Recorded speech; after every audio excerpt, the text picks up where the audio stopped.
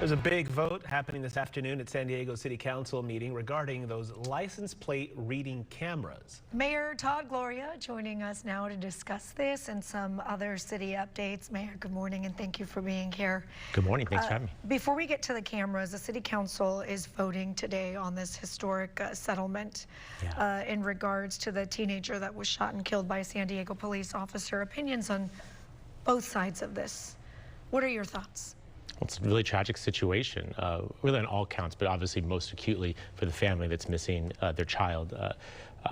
In this particular instance, there was a call of disturbance. Officers were responding. He heard gunshots. This young man was running away, and our officers make split-second decisions, and this is one that did not was the wrong choice. We know that, and that's why we're responding and settling the case. But horribly tragic. Definitely condolences to the family, and nothing will bring back their child. But hopefully, this gives them some level of peace. Let's move on to talk about the license plate readers. There was a time, like a decade ago, that those cameras were up, and then they got taken down. Nobody liked them. Now all of a sudden they're all back. What happened, and what are your thoughts on that? And is it important for the city to have in terms of crime fighting or people's privacy? What's going on? Well, that history you just gave is generally right. There's maybe the reason why they were taken down is that my predecessor was not transparent in explaining what these cameras were for. It was represented that this was about the environment and parking management. In reality, it was about law enforcement. And so he took them down. I have restored them. They are used in cities all across this country, and they're a force multiplier for law enforcement.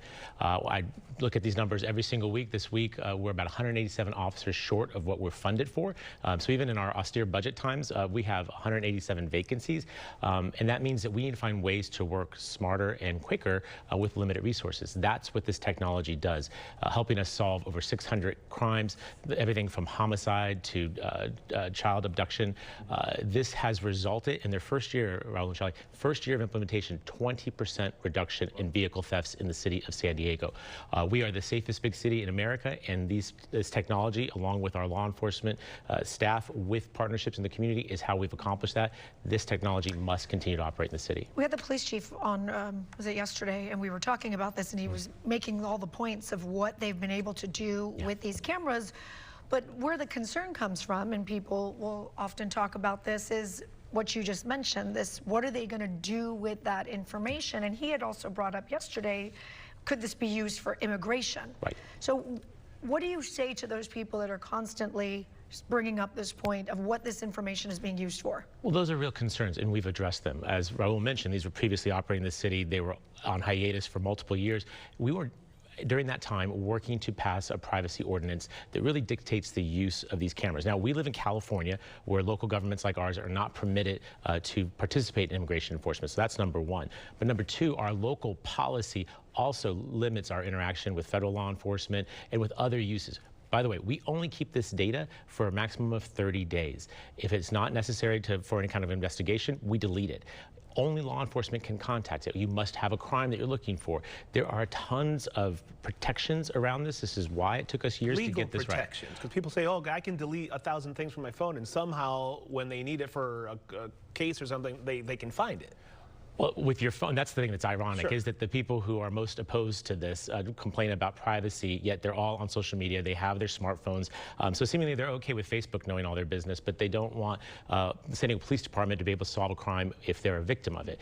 And I guess that's what I want to share, is that as mayor, when we have some of these horrific incidents that happen in our city, I'm thinking about October 25th, we had a 6-year-old child hit by a hit-and-run driver on University Avenue in City Heights.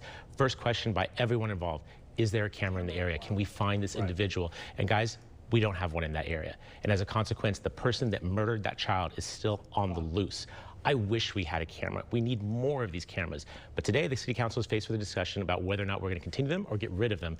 This is a no-brainer. We need to continue to solve crime and allow our officers to maintain our status as the safest big city in America. Do you feel that vote's going to pass today? It should.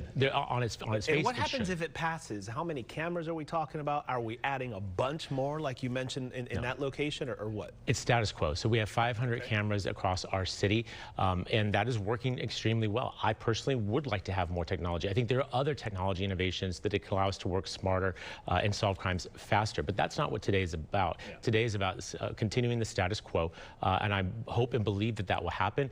Doing so will keep us safe. Turning those cameras off and removing them will be, basically carte blanche for criminals to be able to know they can work with impunity. Ultimately, my job is to keep our residents safe. These cameras help us do that, and we need to keep them. All right, so much more to talk about. I'm going to skip over to this because I'm curious. San Diego been picked to host a huge conference? Yes. In 27? Yes. So TED conference. Oh my God. Yeah, What? right. Yes, this is a international competition, 2 years of competition, and San Diego won.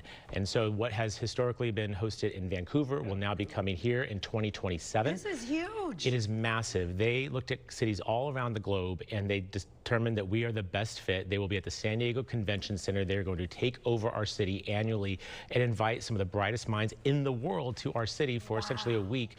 This is a big deal, you guys, and I want San Diegans to be proud of this. Think about the things we've brought in recent weeks or months. We had the WWE here for the first time in over a decade. NASCAR is coming next year. We've added, MLS teams and women's soccer teams. I mean, people want to be here, and it's great for civic pride, but it's also good for our local economy. Yes. This is millions of dollars that will be brought to our city when TED comes in 2027. That's great news. I don't want to do the math, 3 weeks or whatever, this paid parking thing in Balboa Park. Listen, people are upset about this. You know that the city needs the money, and a lot of people actually are always surprised when they visit. They've told me, it was like, it's free to park in Balboa. They expect to pay. Yeah. It's been free this whole time. It will no longer be starting in the new year. What do you have to say to the folks who are just upset? There are so many different scenarios around, well, the elderly have their event, and these people. Yeah. Tell the folks why this is needed and your thoughts. Well, a couple of things. One is that there will continue to be some level of free parking in the park. In certain lots, you'll be able to park for free for multiple hours. And so go to balboapark.org and you can learn more about that. You said the city needs the money. This money stays in Balboa Park. So I'd rephrase it and say Balboa Park needs the money. This park was established in the 1800s. Its heyday was 1915, where the buildings that we all know and love were constructed. Way of saying there are a lot of needs in the park. And these dollars that will be generated from the parking fee will have to stay, by state law, have to stay in the park. And I'm going to use those dollars to do things like repave the parking lots, fix the old street lights, do maintenance in the park so that when you go, you'll have, hopefully a better experience. And lastly, this is a best practice when it comes to parking management. When you have a destination like Balboa Park that welcomes millions of people every year, it means often that you go and you can't find a parking space. Yep. This is intended to help not just generate money for the park, but to make it more likely that you can find a space for you and your family to go. And reminder, again, portions of it are free. With this funding, we are going to expand the tram that's already existing, both its hours and its reach and its frequency, as well as an on-demand service. Think of like Uber or Lyft inside the park, so that if you're on one end of the park and you parked on the other end, you can download an app and be able to get a vehicle to come get you back to your car. So it is not the way it's been described. I recognize it's a change, but as you mentioned, when you look at our competitors in the space, Golden Gate Park in San Francisco, Central Park in New York, they follow a very similar model, and it's time that we do this. Again, this money stays in the park. I'm going to use this money to make sure the park is great for years and years to come. Good to know. Mayor Todd Gloria, we thank you as always. Good seeing you. Thanks for the time. Thank you for you guys.